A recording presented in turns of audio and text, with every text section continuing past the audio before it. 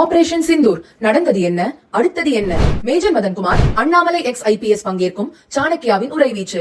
June 1 ஞாயிறு மாலை 6 மணிக்கு RR சபா, மயிலாப்பூர், சென்னை. அனுமதி இலவசம். அனைவரும் வருக.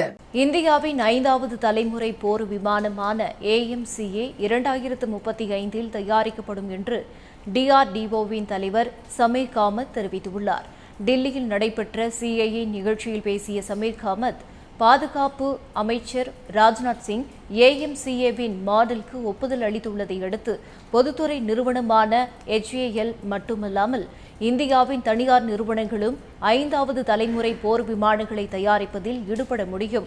குறிப்பாக பொதுத்துறை நிறுவனமான HAL உடன் இந்தியாவின் தனியார் நிறுவனங்கள் இணைந்து AMCAவை உருவாக்க முடியும்.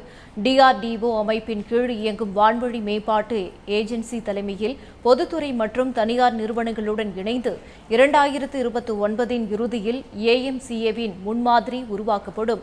2034 அனைத்து விதமான வேலைகளும் முடிந்து 2035 AMCA முழுவதுமாக தயாரிக்கப்படும். தனியார் நிறுவனங்களுடன் இணைந்து பணியாற்றி உலகத்தரத்தில் பாதுகாப்பு தளவாடங்களை தயாரிக்க DRDO தயாராக உள்ளது என்று தெரிவித்துள்ளார்.